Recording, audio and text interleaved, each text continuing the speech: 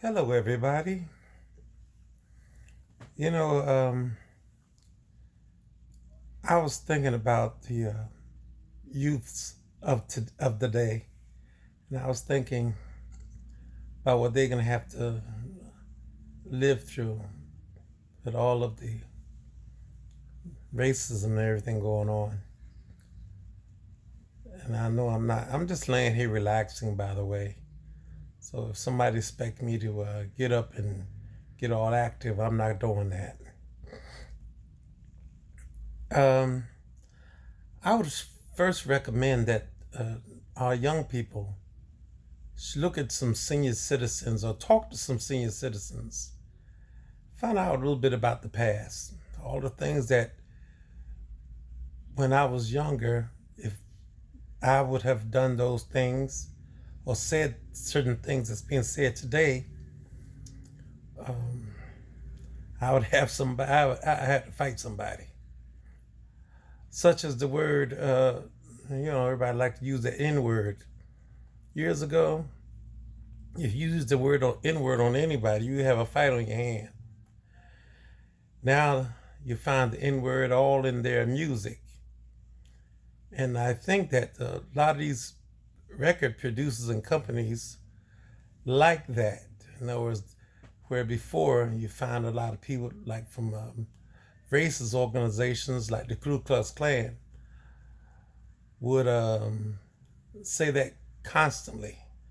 But now a lot of those people own these recording studios and have all young people calling each other that. So if we do it to ourselves, they don't have to. Um,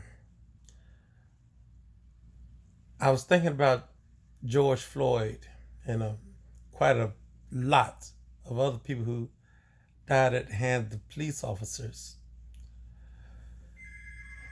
All police officers aren't bad, but as in the past, there are a lot of police officers who are terrible and don't deserve the job of being a police officer. I used to be an officer myself, and one of the reasons I didn't continue that job is basically because there was a lot of, I call them gung-ho police officers, who thought it was their job to be judge and jury, who would hurt people who don't deserve to be hurt, who would arrest somebody or do something illegal, and then they would try to turn it around and make it look like it's the fault of the person who they're trying to arrest.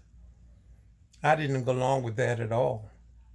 And I guess that's one of the reasons I didn't keep that job, because there was too much of it going on. And it was during the era of Frank Rizzo, who at that time when I was an officer, Frank Rizzo was in fact the mayor. And before he became the mayor, he was the police commissioner. So believe me, I knew. And so I just wish that the young people today would open up their eyes and see what's going on. Because there's a lot of people out here. I mean, like, take for instance, years ago, I remember when I was a little kid, I wasn't permitted to hold my head up and look at a white woman. Because if I did, well, think about Trayvon Martin. He complimented a woman, complimented a white woman, and he was be, beyond recognition. You couldn't even recognize him anymore when they finished with him. They made sure he was good and dead, and he was only 14. I remember when I was down in North Carolina, and a guy who had a wife that was very, very light-skinned woman. From a distance, she looked like she was white. I still remember that like it was yesterday. He was killed, basically because they thought he was with a white woman. He was with his wife. A lot of things that kids go to get today and is free to do today, they weren't free to do years ago. I would suggest that you young people should talk to a senior. Talk to a senior citizen. Ask them about what they had to live through before you said, I wouldn't take that. They wouldn't take it either. And a lot of people who wouldn't take it, they were hung.